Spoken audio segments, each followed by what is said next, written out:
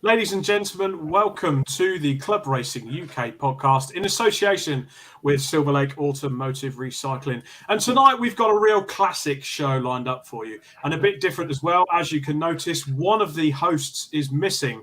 Nick has decided that we're not good enough for him, so he's gone off to watch a rock orchestra. So hopefully we'll actually have a better show tonight. In fact, we probably will. So it's just myself and Stefan Marsh holding down the fort tonight. And tonight we bring you the Classic Touring Car Racing Club. We have Chairman Stuart Caie joining us alongside an old favourite that returns, one of the key elements in why this podcast started, Ian Waterhouse. And we also have James Ibbotson and James Dunkley, also affectionately known, as you can see on the screen, as Bacon. Evening, gentlemen. Evening all. Evening. Evening. Right, it's going to be quite a packed show tonight because we've got, so many championships we need to talk about within the Classic Touring Car Racing paddock.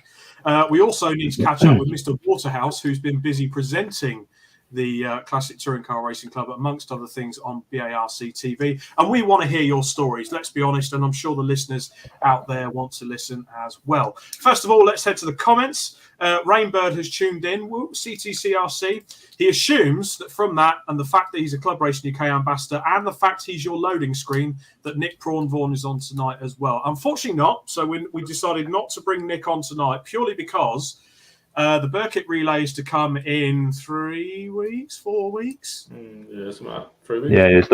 Yeah, soon. So basically, we need to do bloody hell. So we need to do an ambassadors finish off show soon. So we're going to get Nick Prawn-Vaughan on tonight. So you'll hear about his season in the Classic Thunder Championship, and you will in fact see him out at Donington, I believe. He's got a replacement engine for his car, which is good. Yep. Neil Ashcroft has tuned in as well. First post, what a loser again. AJ Owen tunes in as well. Good evening, chaps. Not watched the last few. Good to be back. Good to have you back on there, AJ. Matt Cleary has actually remembered to tune into the podcast this time. Jason Stone, good evening all. Nice to see you on the Brands Entry. Rob, yep, fingers crossed I'll be there, Jason, health permitting. Stu Wait, evening Larko, where's the whiteboard? The whiteboard is back this weekend. I will be at the C1 2 3-hour races at Snetterton coming up this weekend, where I'll be on the broadcast team again. Cameron Bell Racing, best show ever without Nick, evening all. And Tom Davis has also tuned in. Right, we've gone through the first comments. Just less shouting without Nick. Well, there is. I mean, in tribute to Nick, if any of you guys want to ask for a free drive at any point this evening, just let us know. Jamie Peter Dennis, one of the guests from the last podcast, also joined us. Good evening, Jamie. Right, guys, before we get into the nitty-gritty of the Classic Touring Car Racing Club, we've actually got a competition winner that we need to announce for our recent Club Racing UK members competition.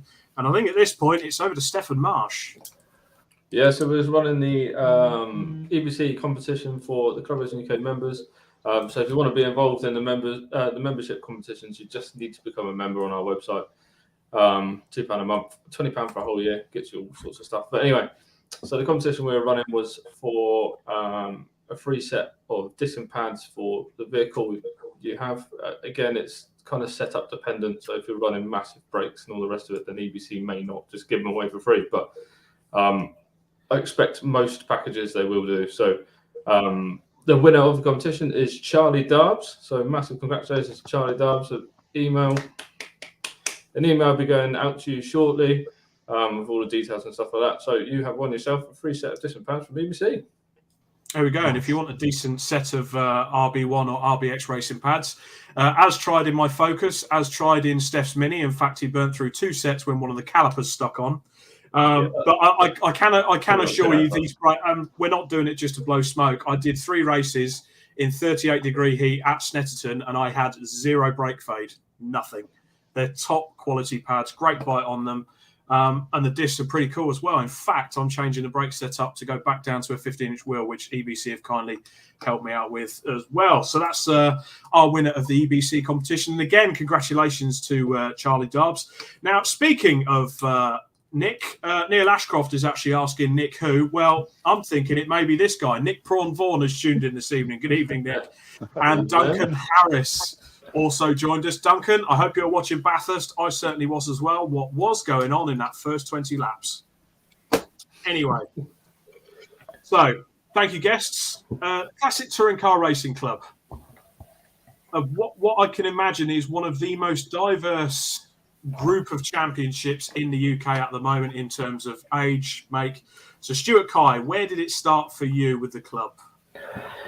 For me, like most, I had a friend, Mark Fowler, who a few of you know, actually sells printer toners to my company. And and I had the picture of my RS2000 on my screen. He said, you like old cars, do you? So I go racing. He said, you should come along. I'll give you a couple of tickets. And that was a long, long time ago when we used to do the festivals at Lyddon in the early noughties. And I bought a car off of him that didn't turn out to be built in the end. And we moved on to the Capri. Yeah. Dave Margley's put the car together for me over a year or so.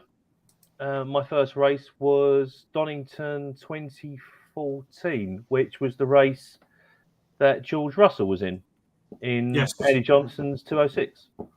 Yes, because he had to get signatures, didn't he? So didn't he race? He raced that, a 2CV and a load of it. He basically, his dad just went in and went hire and drive in all these series throughout the day to get signatures, so he can then progress through the ladder.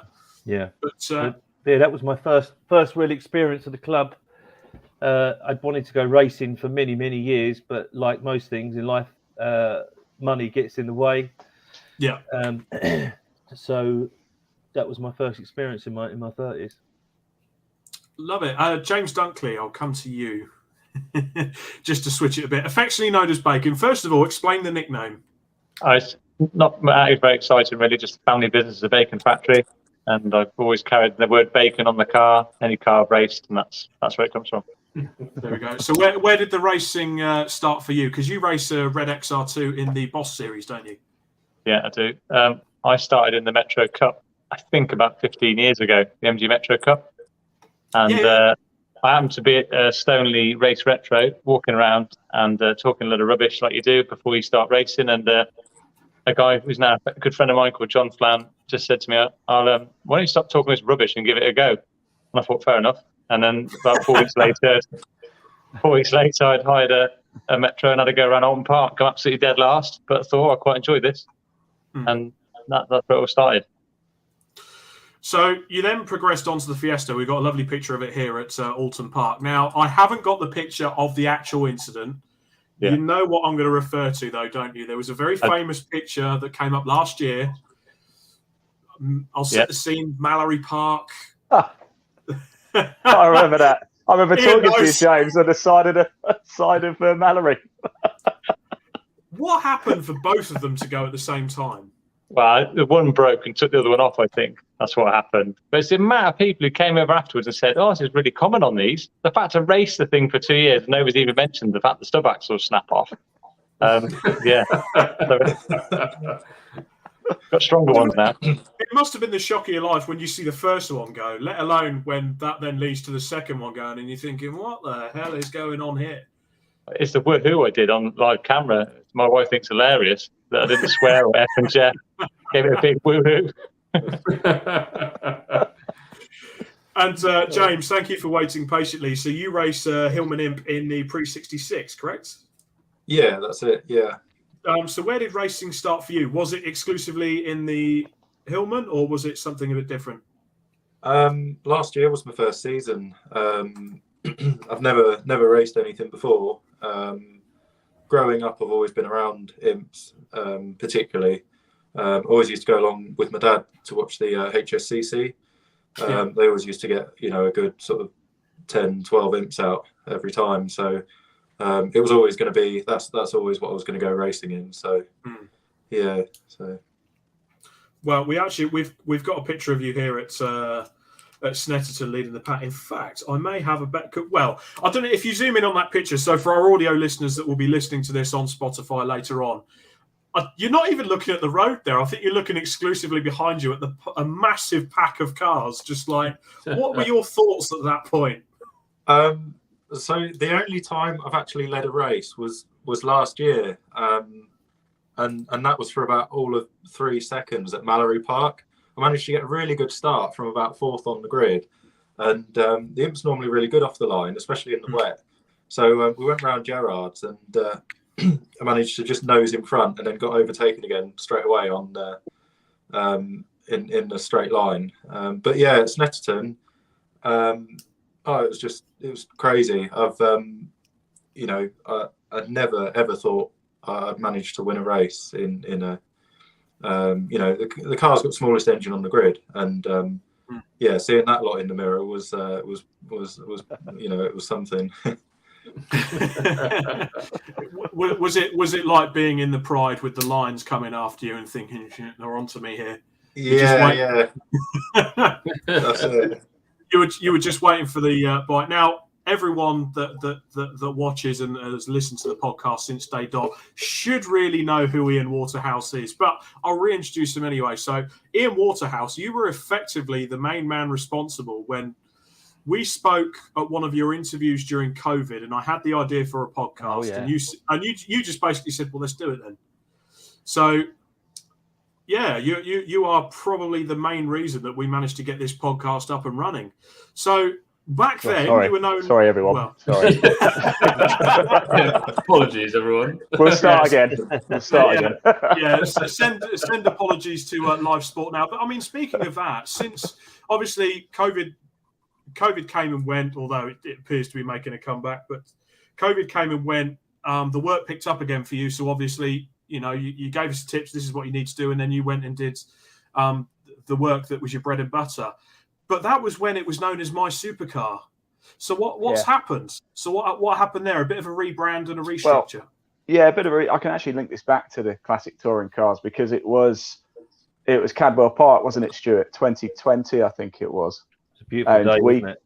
Yeah, we came. It was the very first weekend that motorsport was allowed back, and we went up to do the classic touring car. Just with our one camera show thing.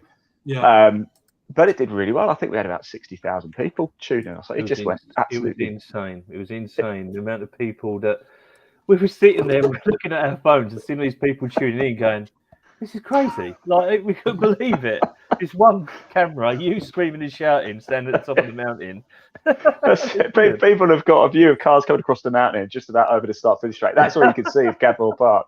We got 60,000 people watching it. It was, it was great. And I mean, it's gone from there. And as you know, I'm quite into my golf as well. So I set up a golf brand as well. And it was all just a mess, to be honest, because I started in motorsport. It all started with, funny enough, Stuart Garland at MSV. It started back then with him. And we sort of got involved in 2019. We were doing a few bits and bobs, just sort of not really knowing what we're doing, mucking around. And then it got a bit more serious in 2020. And then the golf came along, and I had multiple brands all over the place. I had a golf brand and I had a motorsport brand, and it didn't really make any sense, to be honest. You know, I had too many different identities, and it just came together. Well, we're live sport. It's happening right now. You know, it's like the old Sky saying, isn't it? It's only live once, and it's true. You know, and this is why it's great being involved with Classic Touring Car still with 24/7. And we did brands actually last month just with our one camera rig, didn't we? Yeah, it was great. And it sort of makes sense. So we still kept My Supercar because we had a good audience on it, but just rebranded it to Live Motorsport now, so it fits in. We've got rid of the golf brand, but turned it into Live Golf now, so that fits in. And then going forward, everything just fits under Live Sport now, and it's easy. It's just a bit of basic brand changing, but rather than My Supercar and Content Live Golf and Live Sport now, it's just one brand now, so it's easy. You know what you're getting. And it all started with Classic Touring Cars. Yeah, and it's not just the motorsport and the golf now, is it? You're covering everything. Yeah, I'm doing. I've got a contract with the England Handball Association, so we're bringing 18 men's and women's Premier Handball League matches. We've got a deal with England Roller Hockey, would you believe? We've got a deal with Farnborough Football Club and Chelmsford City Women's Football Club, and I was on Sunday taking part in Gritfest and arm wrestling tournament as well. How did you get on? Brilliant. How did you do? How do you think? I had 2 matches. I got smashed in both. Brilliant. Also, are you sat in front of the sun? Yeah. Look. He's got the professional. If I turn it off, Stefan, I will almost disappear. Look. Oh, that's not too bad, actually, is it? Oh, that's pretty better, actually. We can see you. Brilliant. Yeah. Just when it gets really dark, you know. Well, so this year, I mean, obviously, as I'm saying to all of the clubs, so this year has kind of been the first real full, unaffected by COVID, anything like that sort of year of motorsport. So, Stuart, I'll come back to you. How have the club fared with this almost full-time return? Fairly well, actually. I have to say it's been a bit up and down. You know, the more popular tracks, obviously Brands Grand Prix was always going to be rammed. Yeah. Alton Park was never going to be rammed, but it was a very good meeting, actually. We've done all right, actually. To be honest, we've done all right this year. You know, we've got Donington in 2 weeks' time. I had a look earlier. There's about 115, 120 cars booked in so far. That's still climbing, and we're still looking at other things to do there. Maybe some sort of bit of food and drink for people, and just a bit of end of season fun. Obviously, we've got the race in the dark at Brands Hatch, but this is the last championship round, so people tend to sort of pack up and say goodbye and not do the sort of fun race at the end, which I have to say is actually my favourite race of the year because it doesn't matter. We have it as a handicap, and if you're last, you've got the chance of winning, as Guy Martin showed last year. But anyway, so yeah, we're doing all right. We're doing okay. I think next year concerns me. I think you can see if you look at other clubs and look, numbers they're not as packed as they were. Even if you've lost 5 cars from a grid out of 25, 30, it notices. And those grids that were packed or sold out, and now you're not seeing sold out so much and that kind of stuff. I think they're still strong. Yeah. But people are certainly picking and choosing. With us, we've seen people who weren't winning championships kind of drop out. I think, well, you know what, it's a bit cold now and fuel's a bit expensive and I can't really be bothered because it's dark. So I'm hoping, fingers crossed for next year. I think we've got put together a very, very strong calendar. Well, should we talk about that calendar now? Actually, so the 2013 calendar. So it's what I would call a sledgehammer calendar. It's got some big tracks on there. A couple of them have got an asterisk next to them, which I'll sort of mention in a minute. So you've got the Silverstone Grand Prix circuit in March. You've got the Brands Hatch Indy circuit in April, 22nd, 23rd. Castle Combe, mid-June. Oh, that'll be lovely down there, southwest of the country. Lovely scenery on the 10th and 11th of June. And then in the 15th and 16th of July at Brands, and then the 12th and 13th of August at Crofts. Now, we can't really mention too much about this, can we, Stuart? But it's down with an asterisk as a touring car festival. But I do understand you've still got to prepare some things with MSV, so you can't really talk too much about it. Yeah, he's going to be what you said he was. I have a meeting next week with them to discuss the ins and outs and who's going to be there and how the races are going to work. But it is going to be probably the biggest event the club's ever done. Good. And then you've also... That's all I can say. No, that's fair enough. And you've also got in September, 16th and 17th, the SNET 300, and finishing off the season in October on the Donington Grand Prix circuit.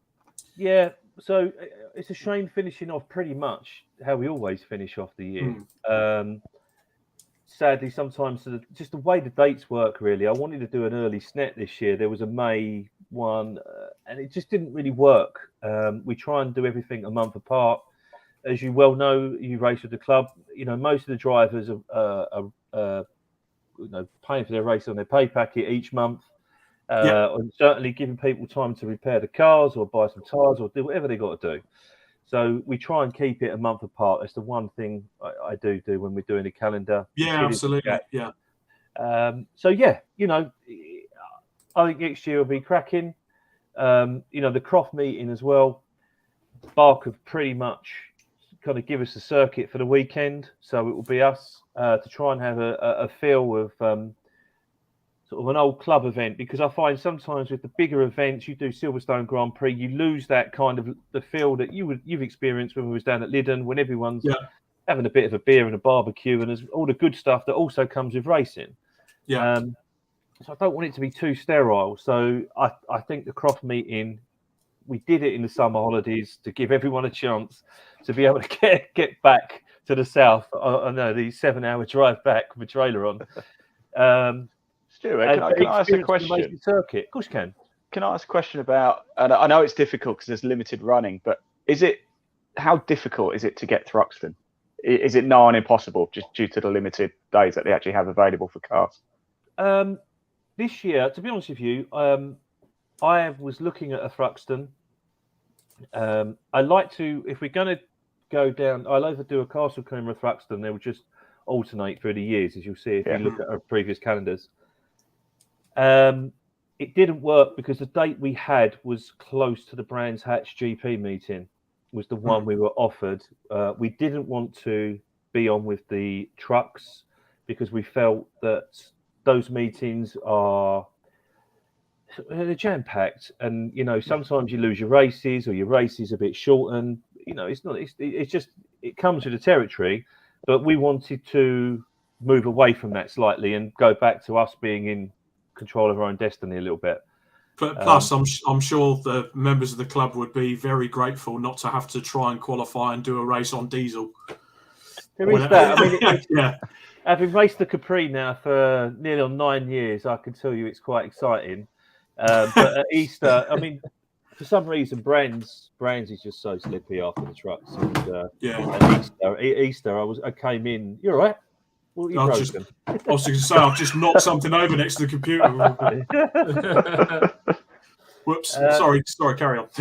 No, it was just you know, everybody came in saying how greasy it was. It doesn't normally become a problem, but just this year we've done a little bit too much. I think is a healthy balance. I think we've done a little bit too much of the trucks, so we're just going to try next year try and take things back to how they were a little bit, and make it more about the club and not being part of someone else's big event and trying to make us the centre of attention.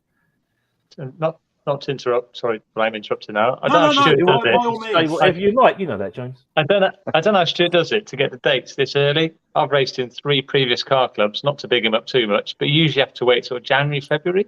We'd get the dates, MG Car Club especially, and the MIGs. It was so late getting the dates. Yeah, But with everyone blown away how early we get a date.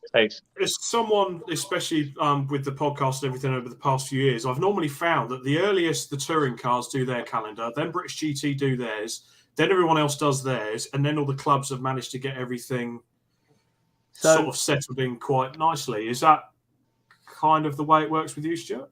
We do the first bit, then British Touring Car obviously follow us, and no, but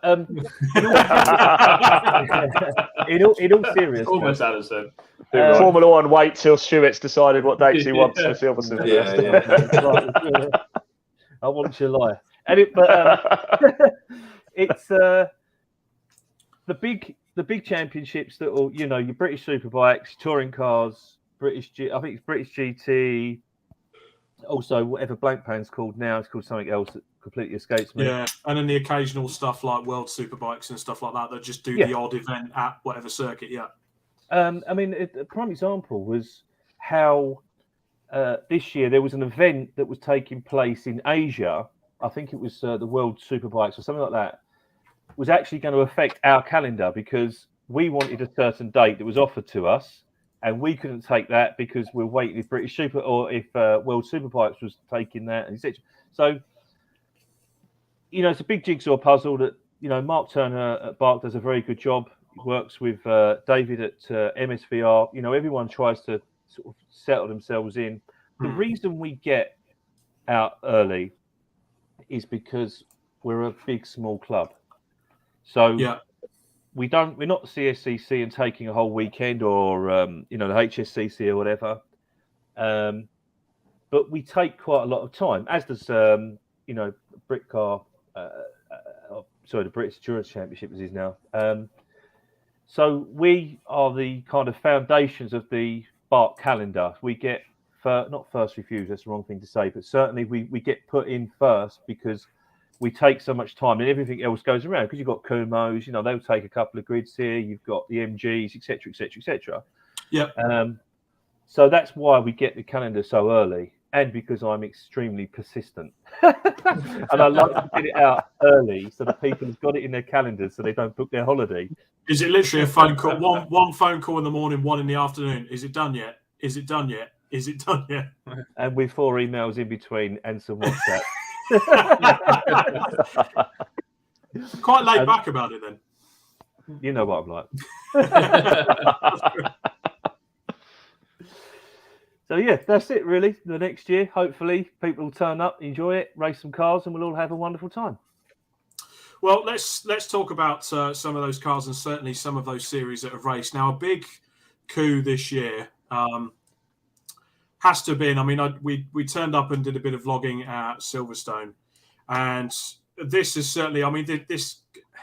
I know it kind of came from HSCC, but it almost died at HSCC before it then moved over. But it was these guys, the Super Tourers. It was a wonderful moment, wasn't it? So how did that come about? Jason Hughes, who races obviously the Vectra Super Tourer, came and spoke to Colin Gibbons and I in the paddock at Brands Hatch after many shandies in the Kentagon, and said, "Look, there's a lot of these cars sitting around, and there's nowhere to race them. The previous stuff, the guys had worked very hard. Johnny Westbrook and them guys that were running it previously worked very hard to get these cars out. I should add that, and that is to be clear. But for whatever reason, it didn't happen. It sort of died a death with HSCC, not through any fault of their own. And the cars were just sitting in garages or museums or barns, as we've found. And he said, "Look, I've got some names, I've got some numbers. Let's see what we can do." So I was kind of less than optimistic about the whole thing, to be honest with you, because these cars. Last time I saw the Laguna Super Tourer, it was sitting in Frank Williams' personal collection, so I wasn't entirely sure where we were going to get these cars from. Or as we found out earlier this year, certainly at Caie, a lot of them are in New Zealand. Yeah, it's insane. He's insane. And actually, I've been chatting with those guys about an event I can't talk about next year. But there are some lovely cars in New Zealand. As long as we say we can't talk about it, we can talk about it. Yeah, they might be in England at some point. But yeah, we got the cars out. I set up the Facebook page. I thought, right, let's see what we've got, and let's see how we go with this. Lots of initial interest. Probably one of my moments of being chairman of the Classic Touring Car Club was this Scottish chap calling me and then saying that it was John Cleland on the phone. I was like, oh, hello. And got all starstruck and all the rest of it. And yeah, as you know, he came out and raced with us and does race with us and will continue to do so next year. And but he didn't call you an animal or anything? He didn't call me an animal. He didn't call me. He was a very nice chap, I have to say.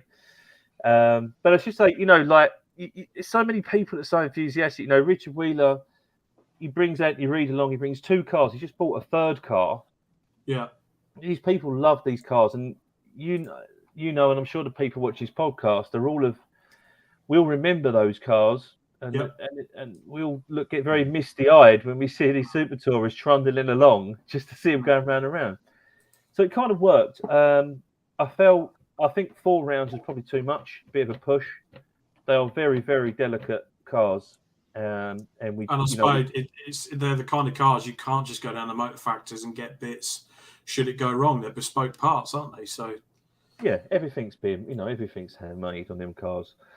And obviously the people that made the parts are not around anymore. So the people are, you know, and so there's a lot of cars out there that people are putting together. You know, I was chatting with, I know AJ's watching, we're chatting with AJ at Snetterton. You know, their car is a car, you know, and I think that needs to be brought out and raced. And we are going to do something for those cars that are the real cars, but maybe not quite got the right bits because you just can't get them anymore.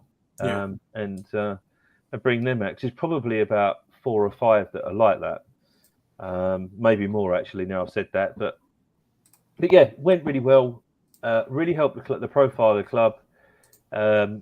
Really helped us sort of launch into 2023, and hopefully long may it continue. It was huge, though, wasn't it, Stuart? I mean, Rob, I remember seeing you at Silverstone. And you know, Colin Turkington was there. He was racing his MG, wasn't he? And you know, they're so nice to talk to, and it's just people who just want to reminisce a little bit. And like you said, I remember those cars from growing up, and yeah, it was quite a moment. I don't think we actually realised maybe until sort of maybe another 12 months have passed how important that sort of moment was. That was fantastic, and especially at this point because they were playing for keeps. They were not holding back. No, during that race. I mean, there was literal paint swapping going on and a little bit of rubbing. And you're thinking, good God, these are collectors' cars, but they didn't care. You had Anthony Reid in his period 98 car, Rydell alongside, and your mind just went straight back, and you just go straight back. Druids, Paddock, Brands 98 when they clashed, and you just got all these memories come flooding back. But the irony of it was, I actually said this to my sister that was stood alongside. They're actually racing on a circuit that they didn't race at in period. The international circuit at Silverstone was a lot different when these guys. So again, that was another weird side of it as well. You know, used to turn left to go under the bridge. So yeah, absolutely. And what's happened there now? It's just covered in moss. Last time I saw. But of course, because I know another series that I remember and I still love very fondly is the V8s, and you will find them in the Classic Thunder series. I mean, that's the Rick Woods Holden Commodore there. But we know, I mean, what is Classic Thunder, guys? Come on, tell me about Classic Thunder. It's just cars on steroids, isn't it? Power. It is, and I think, as I think Andy put this himself, it is the hairy-chested man championship, shall we say? Yeah. is, there is no limit. You can go as fast as you can, as long as it's 2-wheel drive, of course. And you can all chase after Andy in his Vauxhall.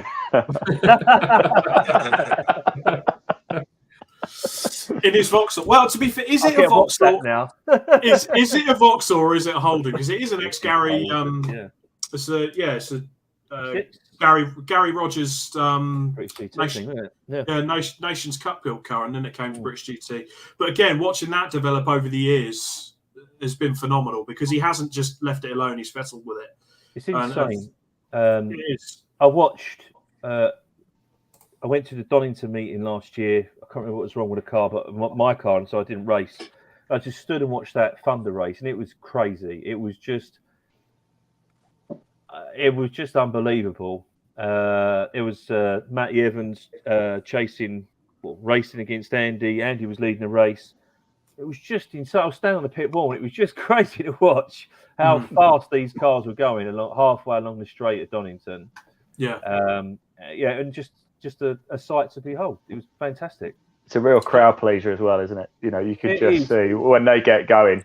Whoa! You can see the crowd. That people stop and will say, "Oh, Thunder's on in a minute. I've got to go now." I'm just going to go and I'll be back in a minute. And also as well, you never quite know. Some of the cars are quite delicate that are out there. Some of the older stuff, and you never quite know who's going to ring up or email and say, "Do you mind if I do Thunder?" So, well, yeah, of course you can. Bring it out, bring it along. Let's just see the car out. We've got that lovely Alpine, the BMW that's joined up. For Donington, it's an original car, it's a Group 2 car, and just out of nowhere, the owner's seen some social media and wanted to be part of it. So it's really, I really do enjoy watching it. And also, if you go out with Boss or whatever, being part of it, being in it, he's quite something quite special. Yeah, I mean, obviously, watch that live coverage from Cadwell. Yeah. So the Thunder and the Boss grid. So the Boss being the Blue Oval Saloon Series. So that's everything Ford that goes with the Thunders. Some crazy cars in there as well. There is an iconic image actually that my sister captured at that same Silverstone meeting we were on about. Now there is a story behind this picture. That's also you get a graphic illustration of how mental the cars are because that is an X-Pull wheel V8 supercar. Off the top of my head, it might be the X-Pull wheel one or one of the others that Andy Robinson's got. But unfortunately, the poor chap on his side there for our audio listeners, that's Malcolm Harding. But that didn't end his race. He rolled the car, didn't he? And then kept going and finished second. What a legend. Yeah, I spoke to him after. I spoke to him on the Monday after everything had calmed down. And he was saying, if you watch some of the footage, there's the chap whose name escapes me at the moment with the orange BMW kind of pulls up next to him, make sure he's all right. And he said, I sat there for a second, fired the car up, waited for everything to calm down, fired the car up, and off I went. And second overall. It was incredible. He did get a minor ticking off from the scrutineers coming back, but you've also got to telling off, yeah. But with that, you've also got to recognise what an achievement that was. And at the end of the day, if he wasn't feeling that great, he would have had the sense of mind to put potentially. I mean, Mr. Rainbird says it here as well. Malc Harding, what a legend. That's one of the comments that's coming in. He says, roll it, crack on and finish the race means hero status. And now it's near concourse condition again. Phenomenal. Neil Ashcroft also comments, for me, the highlight of 2022, my first year back racing for 20 years, was racing against my childhood heroes from touring cars and John Cleland at Silverstone. That's one way to put it, Neil. Well done. So James Dunkley, will come to you because you're involved with the Boss series with Thunder. So how's the year been for yourself? It was the Thunders that got me into the touring car club, though. I actually arrived with a Mini with a Honda engine in it and did a few races and I thought, I really like this club. What can I buy that I can race with them? And I wanted to buy something quick, and that's how I ended up buying the XR2. And then COVID came along and it sat in the garage for 6 months. And then we turned up at Cadwell with it for the first time when Ian was there. Astounding. But you've had a good year so far. I assume you've entered for Donington, so you're just getting ready for the last race of the season. I'm very lucky that I'm leading it by 5 points. So it's between me and Malcolm. Ooh. No pressure there then. So potentially we could have had a champion on the show in the next few weeks. I like that. I'm going to struggle though. I think I'm up against it there because of the competition right class. We'll have a go. You're gonna do a rain dance on the Friday Hopefully, evening. rain. Yeah, I want some rain. Well, I suppose with that as well. I mean, I was going to talk, and again, but James Ibbotson, you're sat there waiting patiently. So it's kind of segues into this David versus Goliath thing with the smaller cars in Thunder and Boss and fighting the big cars. James Ibbotson, I mean, some of the cars that are on the pre-66 grids that you're fighting against. I mean, you're looking at V8 powered Falcons. I mean, I think this could be a combined grid here with the 80s. There's a lovely Capri on the right there. Yeah. There is. and who might that be, Stuart? No idea. No recollection of that event, Your Honour. So James, again, thank you for waiting patiently for us. How have you found the pre-66 series in that very well presented imp? It's fantastic. It's we get such a good mix of cars, and the standard of driving is good. But like you say, it's the smaller cars versus the bigger cars all the time. I mean, when you get Alan Greenall and Piers Grange, one of them's got a V8 Falcon, the other's got a big V8 Mustang. When they come past me on the Hangar Straight at Silverstone, it's like a bloody jet carrier's just gone flying past. It's insane. So, and then we're dicing it up with them in the corners. So, it's fantastic. It's really good. And obviously, we're all on the, the majority of us are all on the sort of Dunlop cross-ply tyres, and everyone's just completely all over the limit.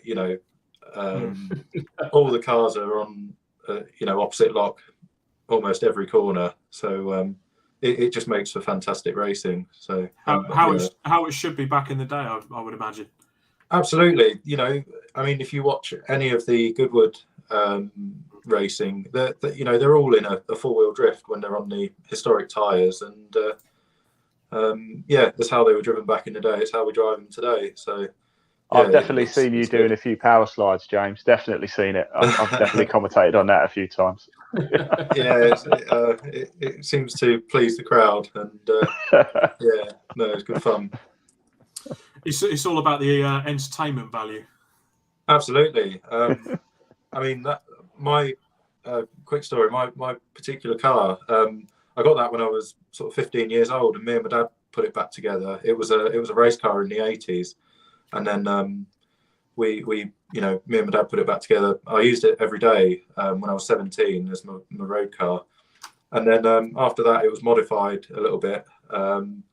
Probably spent 90% of its time sort of sideways around Milton Keynes, and then turned it into a race car and came racing with Stuart's fantastic club. So.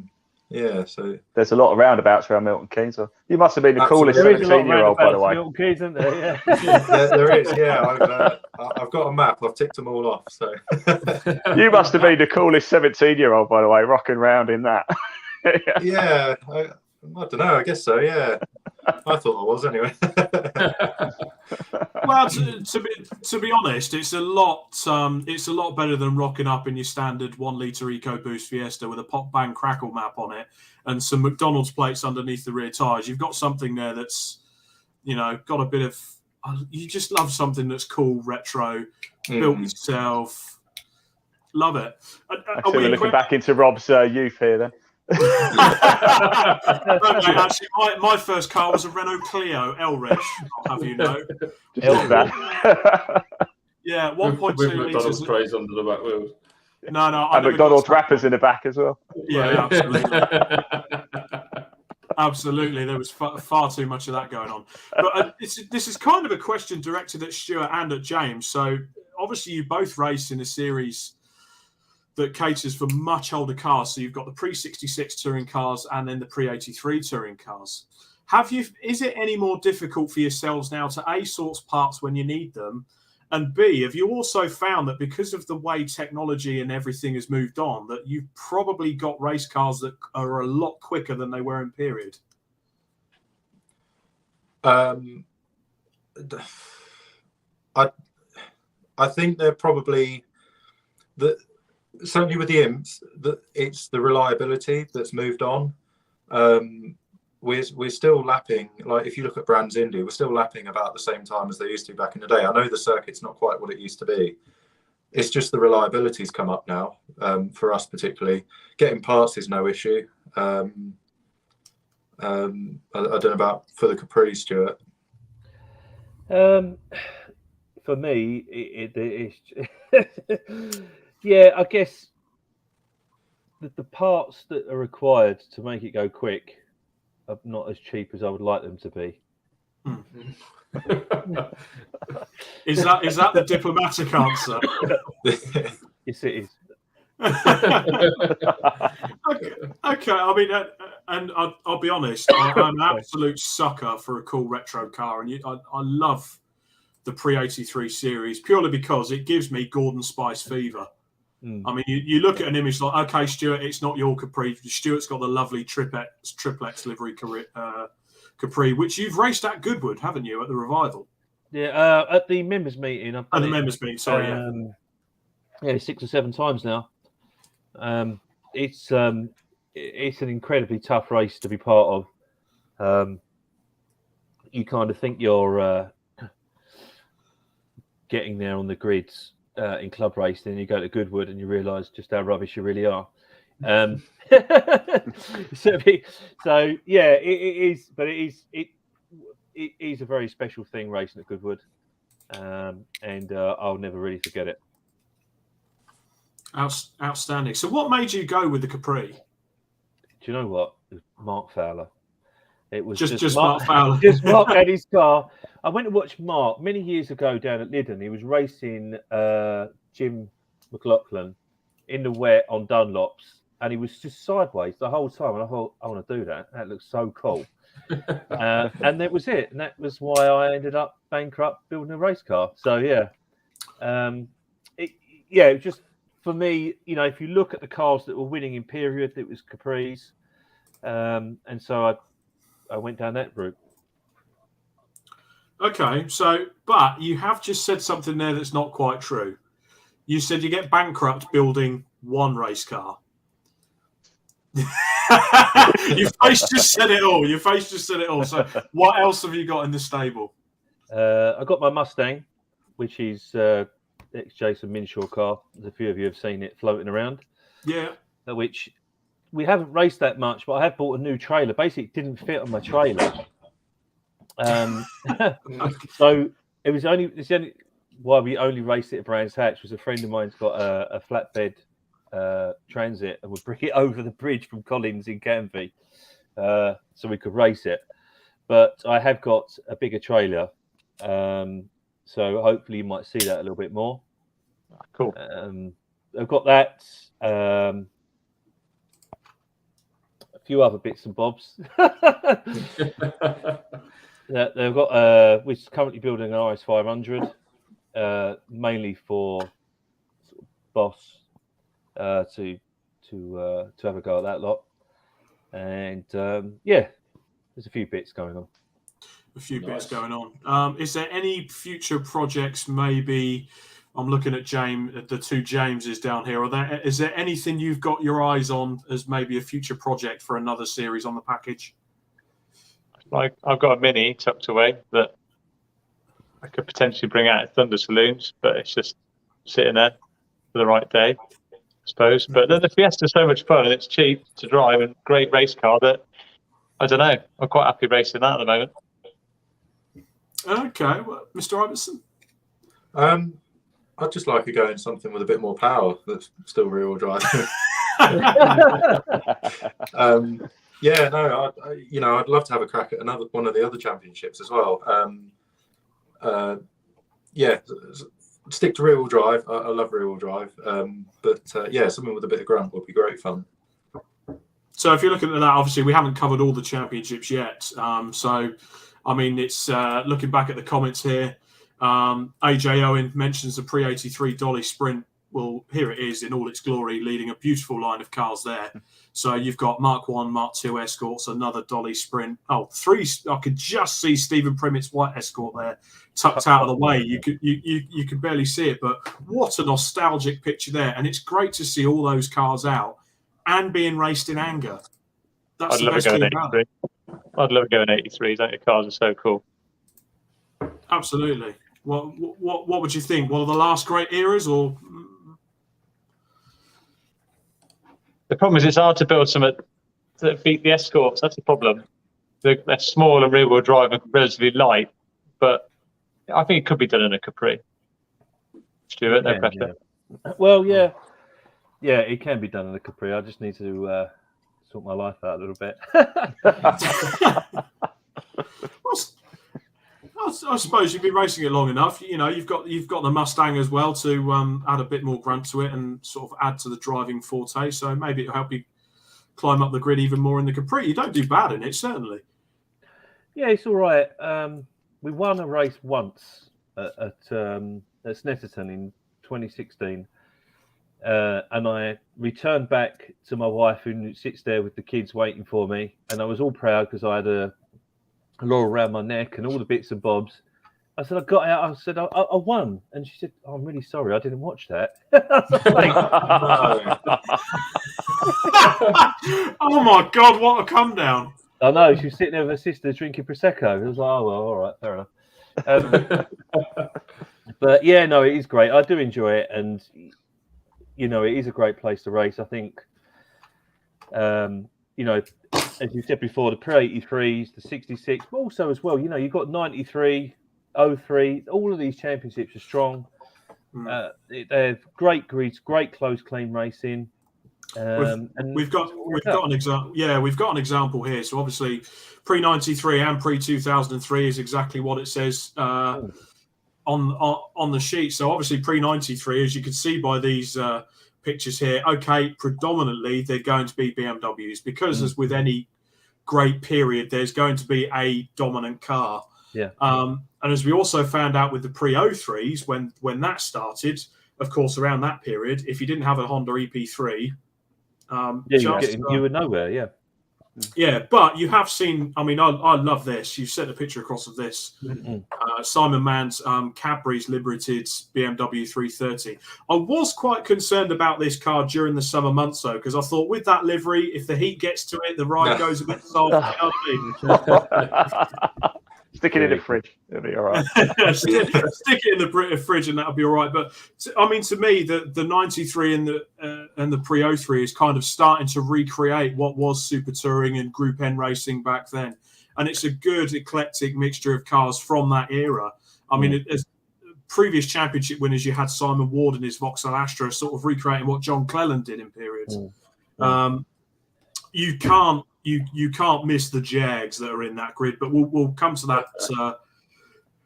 We'll come to that in due course. But yeah, pre-03s and pre-93s certainly have seen some wonderful racing over the years. In particular, with this, and I have got a picture of him here somewhere.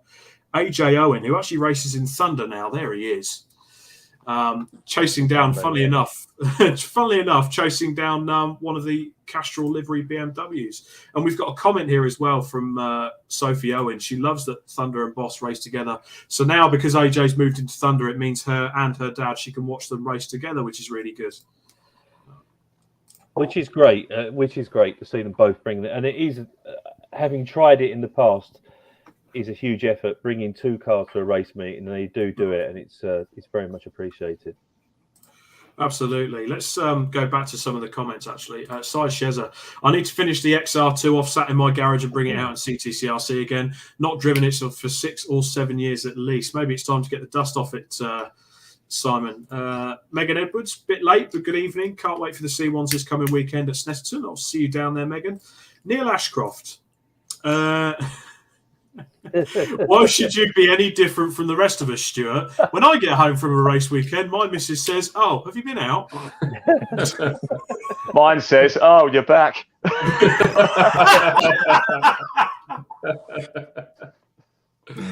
like that. Fair play. Stu Waite, who joined you guys at the Thruxton meeting, although to be fair, And I love you really, Stu. He is an instructor at Thruxton, so it kind of gives him a bit of an advantage there. But he had a wonderful battle with Ian Bauer in the pre-93. Yeah, he did. Yeah. In the pre-93 races there. Ross Craig, family racing is what it's all about. You get more happiness from running my dad to a good result than I do racing myself.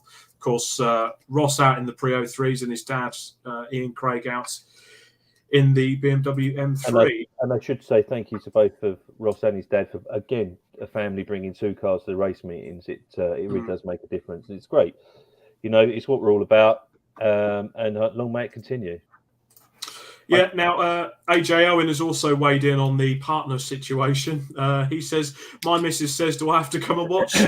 That's savage. It's all right, AJ. She can watch it on the live stream, don't worry. Yeah. Richard Wheeler, just seen this. Is a podcast going to be available to listen to when it's no longer live? Yeah, absolutely, Richard. So after the podcast, it stays up on our YouTube channel and I believe on our Facebook page again. And then afterwards, we get the audio from this and we will put it out on all good audio podcast platforms like Spotify's and Amazon Music. No problems there, Richard. And keep preparing those lovely Primeras he's put together as well. Yeah. Alan Strachan has commented, the club has done great things and especially supporting the Super Tourists. Our ambassador as well, Cameron Bell Racing, is a 2001 Toyota MR2 compatible with the pre-03s? No, because it's a sports car. And it's so yeah, no. That's fair enough. So thank you. It's just No, that's fair enough. I mean, it's again the clue's in the name. I guess it's touring cars, so it's just recreating what was in touring car racing. And I must admit, you know, there's times when you look at it and go, hang on, this is, you know, we're turning away people that want to come racing, but for the moment we try and keep as close as we can to period things and try and what we try and do is recreate the past, right? You know that with everything we do, so that's why we don't go down the sports car route. It doesn't mean we don't love them. No, that's absolutely fair enough. The other that kind of brings, so there's another thing I wanted to ask you guys with the pre-83s and pre-66s. So James and Stuart would be more better equipped to answer this. So with the regulations, how close do the cars have to be to period specification? Is it strict how it was back in the day, FIA historic sort of spec, or? No, I mean, certainly the pre-66 and the 83 are probably the best examples at this point in time. They, over the years, probably drifted slightly away from period regulations because it's club racing. It wasn't, you know, in the early 90s, no one was really worried about Goodwood or FIA cars and all the business that there is now in classic racing. So, you know, if you want to take your bumpers off or wanted to put a set of 40s on a Mark 1 Escort, then you could, and all the rest of it. So it's our version of close. Would be the right way. My car is a full FIA spec car, but because I use it other events with, but some of them not. But it doesn't mean now any less of a vehicle than the cars that are out there racing with papers. As far as I'm concerned, they're still. Oh no, absolutely. I mean, what does it take for you to get it to that FIA spec? How many hoops have you got to jump through? Sort of lots of swearing and lots of money. Is it that good? And then some more, and then cigarettes if you smoke. Yeah, to be fair, that would be quite apt for the period, I suppose. Poor old Colin.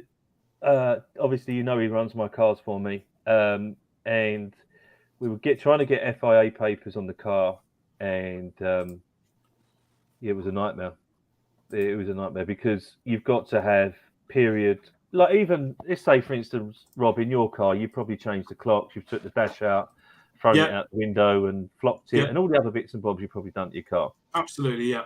You take all that apart, go and get a Focus ST and put it all back in your car, then put the standard brakes back on it. Yeah. And then you're almost close to where you should be. And that's what you have to do with an FIA car. With the club, you know, the car, I had 4-pot calipers, etc. on the front, and discs on the rear because you're allowed that within the club. Now it's running drum brakes on the rear and the correct brakes on the front. Even the radiators, the positions of the battery has to be underneath the bonnet. It's quite a big undertaking, and even the way the photographs are taken that are submitted to the FIA have to be in a certain way. It's a massive pain in the arse. Fair enough. Yeah. James, so with your car, so tell us a bit about the spec of your Hillman Imp. How close is it to sort of period, like with the engine and gearbox and everything? Mine's much more a club racer.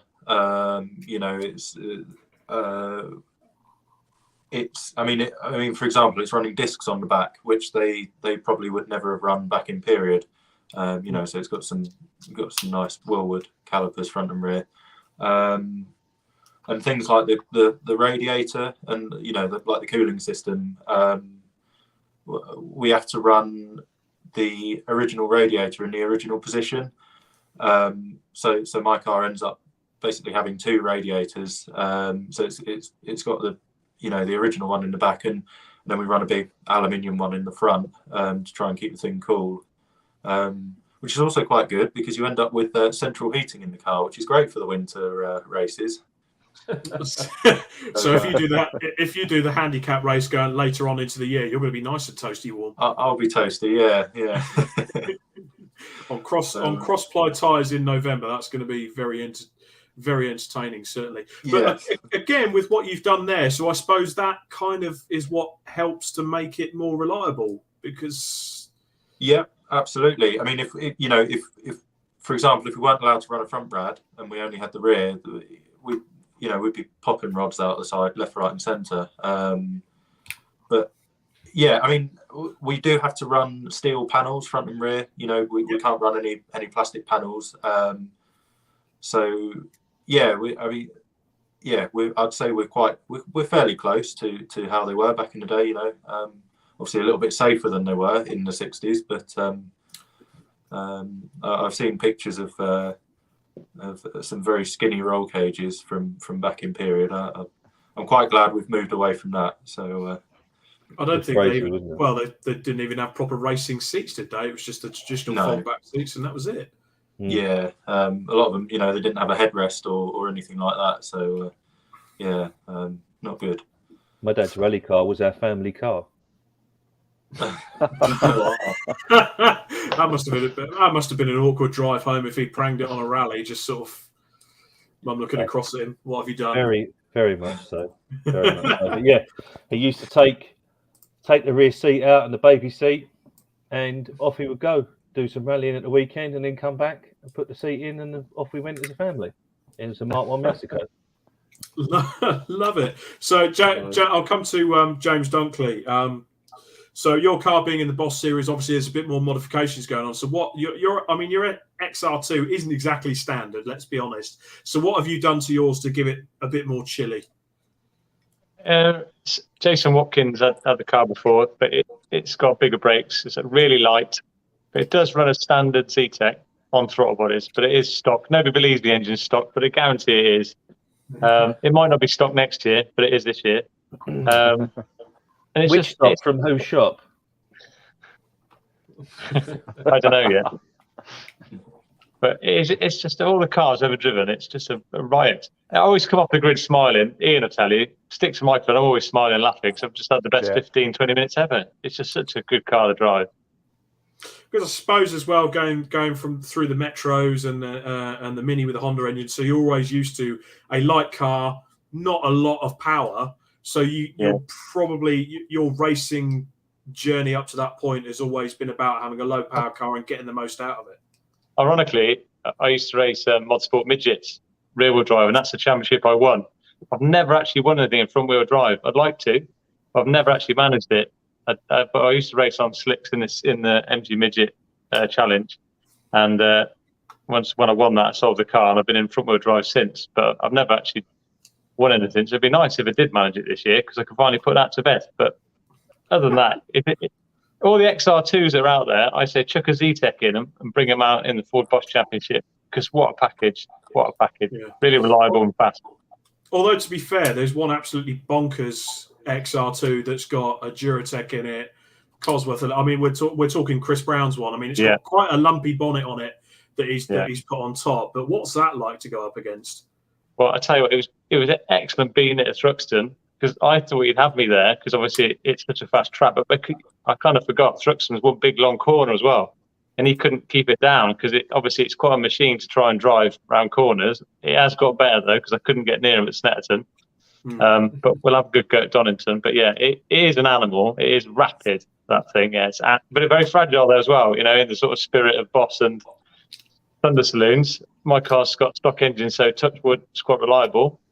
But then you've got their cars which are fast. So it makes for great racing because they might get me on the straights, but I get them in the corners, a bit like James in the 63, you know. So it's good, makes for good racing rather than what makes series are good and close. But if you're not the thick end, there can be a bit of possession. But in the CTRC, you know, you do get. I've always had a race. Every time I've come out, I've always had a race, and that's fantastic. Oh, fantastic. We'll go back to some of the comments here. Richard Wheeler, I think this was going back to our conversation about the dreaded FIA papers, and as Stuart puts it, what pain in the arse it is.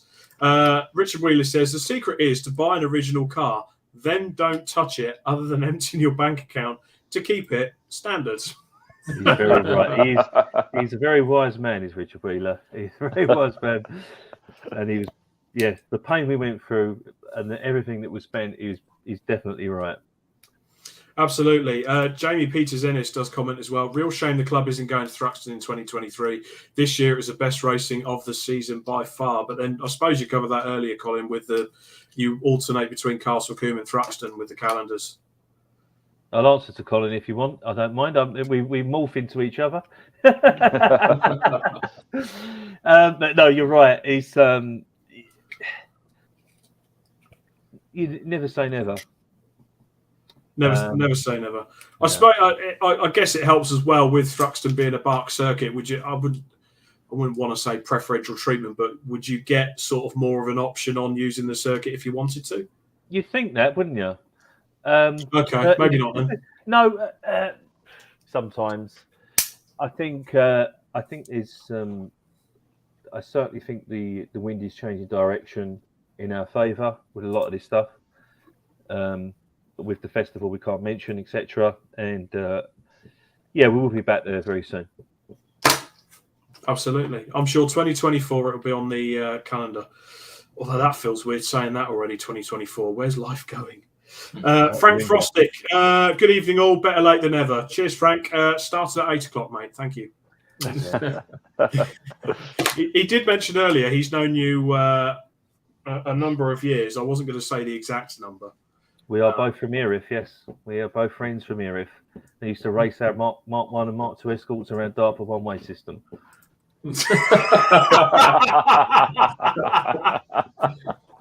And what was the lap record around there? No idea. Ask the police, they probably know. No recollection of that event. No recollection of that event. They came third and fourth.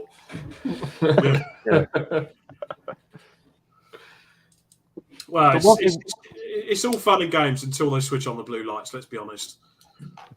I don't know. So, about 9 points is right.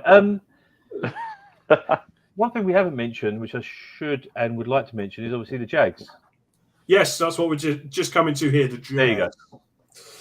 So that's kind of the last championship on the lineup you've got, and quite an eclectic brands because I think were they with the CSCC before? Yeah, they were with the CSCC for a long time, and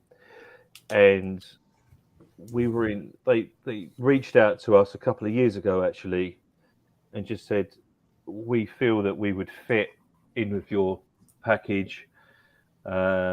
You guys are doing the stuff that we like doing, and can we come and join you?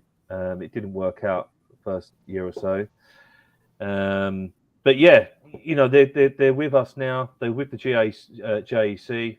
They joined us fully this year, and fantastic bunch of guys, fantastic cars as well. They're some of them I'm not sure should have been race cars, but are. and they put on a good show. And as I say, I chatted to James Ram only a few hours ago actually about the 2023 calendar. Yeah, those guys are fully engaged with the club, and it's great to have them on board. It's one of the championships. I mean, so AJ says here the supercharged XJ is bonkers. Sounds absolutely unbelievable. There is a bit of an ongoing joke that we have between the three of us that wherever the Jaguar Championship goes, crime rises because obviously the link between Jags and villains. So I suppose the question would be here: have you had a lot of complaints of maybe post offices, banks, just having this mysterious spate of robberies whenever you guys roll into town with the Jags? Or no, they're actually stolen paintings in the boot, toolkits. No, they'd certainly fit, wouldn't they? The size of those Jags. I love those Jags, by the way. Is it Tom Robinson's supercharged? It's just when it goes past you, it's just it's insane. Sounds like an aeroplane landing, doesn't it? Yeah. It makes my car shake when he comes past me. But again, they're all them guys. They've really tried to be part of the club, and I think things are working out very well. And long may they stay with us. But yeah, some of the cars there are just crazy, But, I mean, to be fair, they would fit. Even if they didn't have their own championship, they would probably be something that would fit really well on the Thunder Grid, just because of how nuts they are. They are, but that's quite an interesting statement, actually, because there's some others who feel that they should and others that feel that they shouldn't. Not all the cars are that radical. Yeah. Yeah, hopefully, we're looking really to get them guys on their own grid at some point next year. As I say, I've been chatting with James Ram about ways of getting them out on their own. They're kind of, how can I put it? They're their own. They fit well on their own. They go round corners in a very different way than everybody else. They came to us to get their own grid. As if you start getting in the 15s and the rest of it, then it's you end up being amalgamated. But you're in around the 20, 25 cars, then you end up with your own grid. That's the same as you can see it with 66 at Donington. So hopefully we're going to get them to that point and get them out on their own, and having some fun. Fantastic. Now we've got some comments here. Neil Ashcroft makes a very good point. To be fair, crime actually drops as all the getaway drivers are busy that weekend. Well said, Neil. The funny thing is, the ironic thing is, I was in the C1 paddock at Croft, and I was chatting to one of the teams there about the Jag series because if for some reason it was in conversation about the Jag series, and one of the drivers looked really disheartened, and I was like, have I said something about it? And he went, well, I was on the design team for the Jaguar F-Pace. It was like, talk about dropping yourself right in it. And he was the gutting thing is, he said, that's what we made that whole advertising campaign about with Jaguar. It's a bit of a villain, that sort of thing. But it's kind of, the way I see it is kind of, if you've got any classic British crime drama in the past 20 years, what is the bad guy driving? The Jag. It's always the Jag. I live in South London, so I know all about it. But then to be fair, I mean, I suppose if you watch, like my mum and dad used to watch the Sweeney back in the day, I'd catch the odd replay on ITV2. What is it the old Bill drives? Old Fords. Yeah, exactly. They are, as I said, there is such a mix of them as well. You walk around the paddock, and there's just every type of Jag out there, isn't there? And then more. So no, it's a nice addition to what was already a great package. Absolutely. John Gill actually comments here, the Jag crew are awesome. Love having them with the CTCRC. Ross Craig had a great race with Tom at the supercharged XJ6 at Brands. Proper rear-wheel drive versus front-wheel drive battle for 15 minutes. Very well pedalled by him. Michael Holt, he does comments they're hoping to have 20 at Donington. So that'll be good to see them battling it Yeah. out there. Stuart also comments, and then Inspector Morse comes along in his Mark II. Probably that's probably the most iconic Jag you can come across. Actually, the lovely red Mark II there. It's a shame actually not to see as many. I mean, 10 so years ago, I can remember a few Jags being out in '66, but has it got to a point where maybe they're a bit too valuable? Maybe there's one out at Donington. Donington, yeah. Yeah. Is it Simon Lewis? I think the chap's name. Forgive me. It's been a long day. Which is the ex Jerry Marshall car. Yeah. He'll be out in that. He's sharing that car. I think with Guy Connew actually. But yeah, he'll be out in pre-66. Hopefully, he'll bring along his normal race car for the Jag Championship as well. Of course, you get to do a second race for 99 quid, so why not? But going back to what you were saying there, Rob, I think the Goodwoods of this world have kind of hoovered that car up a little bit, and it's not a 20 or 30 grand car now. It's a 50, 60, 70, 80, whatever. And it's sadly sort of disappeared from club racing, as would a Lotus Cortina, although we do have quite a few Lotus Cortinas. I guess that's just how club racing is. Classic racing is. Once the big events get hold of it, people want to spend a lot of money, and it's their choice. But it kind of takes it away from us a little bit. Yeah, I mean, referring as well to like the pre-83 side of things as well. I mean, one of the cars that I call it my guilty pleasure car because I love my Fords, as people well know. So I would love a Sierra Cosworth. Would absolutely love to have one. But my guilty pleasure car is actually something from British Leyland, and that's the Rover ST1. Which of course, Group A era, mid 80s, the Bastos livery, TWR ran them. I think the last Rover SD1 I saw out racing, certainly at club level, was probably the car that Tony Hunter had. And I know there's a space frame one, a yellow space frame one that's being built somewhere. But with that, because I know the members meeting, obviously they've had, is it the Tony Dron trophy with the sort of Group A 80 stuff?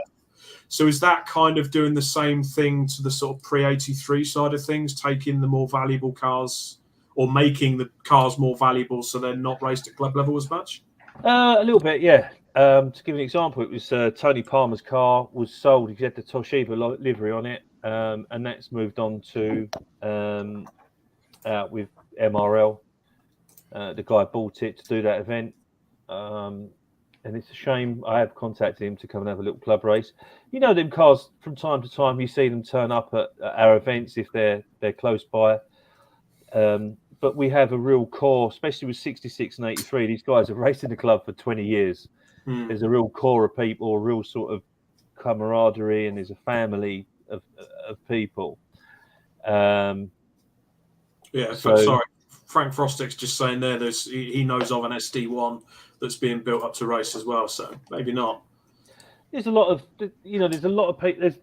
That period of car, there's a lot of people interested at the moment. As you can see, as time goes on, at the moment, seems to be a lot of interest around the Group 1 stuff, but also the Group A, Super Tourers, etc. You know, it depends.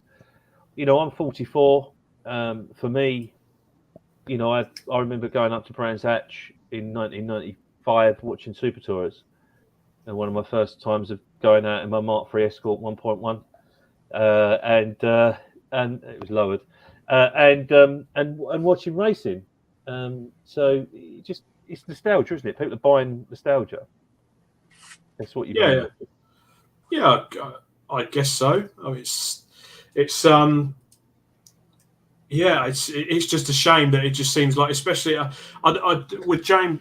I'll come to James Dunkley because especially with the XR2s. I mean, okay, it's not going to be as difficult finding parts as something that's maybe 10, 20 years older than that car. But are you sort of looking at a point where it's maybe going to be a bit more difficult to get bits for it because they're starting to? You've kind of got them being bought up to be restored, haven't you? Yeah, I'm not. There are purists out there. I'm not precious over mine. I just want to race it. And the good thing is the Boss allows you to adapt it to do that. So the bits are all pretty pretty available, really, if you know what I mean. They made so many Z-Tech engines, they're in everything, aren't they? So I'm quite lucky for a bit. But it's a bit like A-Series, though, isn't it? You used to be able to get an A-Series engine for 50 quid. Now you need to spend 500 to chance your arm that it might be all right to build into a race engine. Luckily with my car, it's over 10 years down the road, so there's still plenty of bits at the moment. But yeah, it rolls on, doesn't it? That's the thing, and it depends which cars are popular. But then, if you want to race 2 weekends of the year, then you go the Goodwood Classic route. But if you want to do 6-7 weekends a year, and it's a bit of a little mini, it's as much the social side of it, spending time with your family and your mates. And I joined the CTCRC Classic Touring Car Racing Club as well, because the guys who come with me like to see different cars every time. Whereas in the other clubs I raced in, you only used to see the same cars week in, week out. But when you come away with Stuart and the gang, there's always something new to see and talk about, and that's part of it for me as well.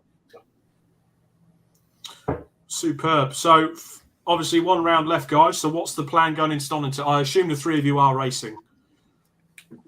Yeah. I'm not. My race would be the race in the dark. Okay. So, James, what's the plan going into Donington? What's the game plan? Where are you sort of sitting in the championship? I think last time I looked, I'm 9 points behind the leader of the champion. So last year I actually managed to win it overall, which was quite good. This year I'd like to do the same, but the main goal for this year was just to win a race. And I managed to do that at Snetterton. So, but yeah, about 9 points off the leader.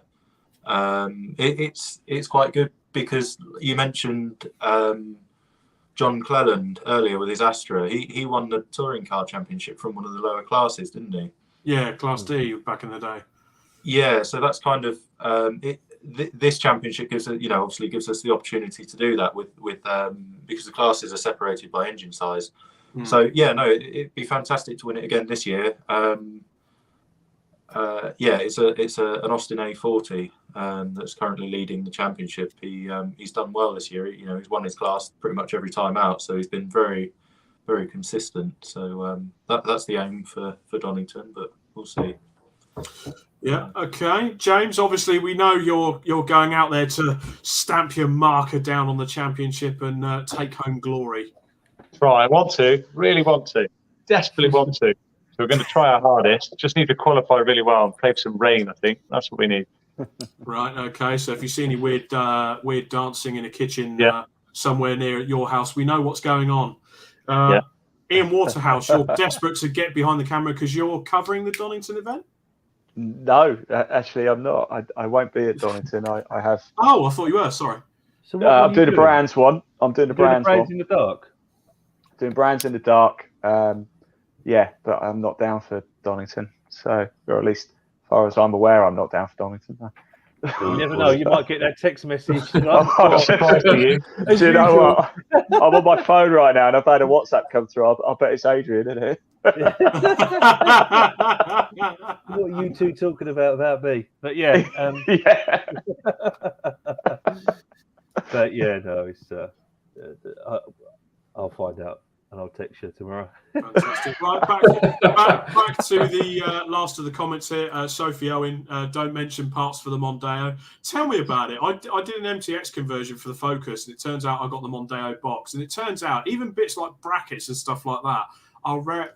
You can't go to a Breakers and get a Mondeo nowadays. You can't. The old school scrap metal yards are gone as well, so you just can't jump on a pile of cars. Although I will. You can't climb up the stack. Although I will give a big shout out to the Silver Lake U Picket Yard. It's helped me quite a bit in the past few weeks get some bits for the Focus. AJ Owen actually puts this into context actually on the price of the classics going up. Our Sierra, Bluey, he's on about there, the affectionate name for his Sierra. They bought it for $5,500 in 1999. Hate to think what it's worth. They are stupid money now, but we'll always race it as it's what it's there for. Yeah. Both AJ Owen and Nick Prawn Vaughan are going to join James in a rain dance. So, maybe we could film that. That would be. We could live stream that. Just have to do it after 9 o'clock though. Absolutely. Rain dancing. Absolutely. Right. The only thing that leaves us any other business chaps, and by all means, give a shout out to your sponsors and whoever's involved. yeah, from my perspective, just to thank everybody who comes onto our race events. It's extremely appreciated by Colin, Sonia, myself, Steve, Adam, the rest of the committee.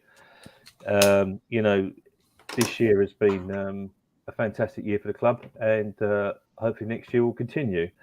I should mention our sponsors: Lee Penn at Lap Engineering, Toyo Tyres UK, and Revolution Wheels are all club sponsors, and long may that last. I won't go into all of the championship sponsors because we'll be here all night. But thank you all. We really, really appreciate it. And we've got the pair of Jameses with us. It's your time to shine now. Shout out to whoever you want to thank, sponsors and the like. Go on, James. James, You go first. James, you can go first. Just mainly Strictly Engineering, who's helped me with a fantastic engine both last year and this year for the Imp. Powered it to victory at Snetterton, so massive thanks for that. And my dad, really, you know, he's been a big support as well. So yeah. Fantastic. Thank you very much for that. And Ian Waterhouse, what does the rest of 2022 hold for yourself? Any more arm wrestling going on, or? Yeah, I've got some more. Oh, really? I've got handball, football, a bit more motorsport as well. I'm not finished seasons. Still got 3 weekends of motorsport action left. And I do just want to say I know it's a little bit soppy, but I do want to say thanks to Stuart and everybody at Classic Touring Cars, because it probably can be quite daunting. The last thing you want to do after 15, 20 minutes of racing is get out your car and be faced with me with a microphone. But everybody's always so happy to chat, and everybody's really nice. And it makes a big difference for the broadcast as well when everybody's on board with it. So, yeah, thank you to everybody, both Jameses as well. It's always great to chat to you guys. So, yeah, bit soppy, but, you know, thanks, everyone. Right, thanks for what you do, Ian. Okay, guys. Steph, any other business, mate? I think that's us about covered tonight, isn't it? James didn't get his sponsors in. Oh, James Dunkley, yeah. He's going to do his bacon bit. No, he don't put any money in. I think I'd like to like Bob, who comes and helps me, John, who comes and helps me, and my wife, Karen, who lets me do it. That's Fantastic. I bet she watches your race. She has to because she comes along. No, not always, actually. Sometimes.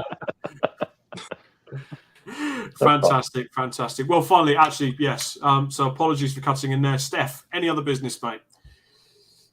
So the summer raffle competition, we're hoping to draw the winners and everything on the next podcast. So in 2 weeks' time. Keep an eye on the socials and stuff. We'll make sure we announce it properly. Then, if it is going to go ahead, we've got some stuff to sort out to get that. When Nick decides to come back. Yeah. When Nick decides to come back. Apart from that, really, everyone, if you can, just like, share, comment away and stuff on everything we're doing. If you can hit that subscribe button on the YouTube channel, we've got loads of videos popping up here, there, and everywhere. It really does help us out. As it helps everyone else out. Go and follow these guys on their social as well. You know. Every follow helps everyone. So, apart from that, I don't think we've got a lot going on at this current moment. Well, I haven't. No, I've got C1s next weekend. I've got Formula Ford Festival and the Modified Fords week after that, and then we're at the Burkitt Relay in 2 weeks. So next 3 weekends, I'm at a race circuit. Fingers crossed.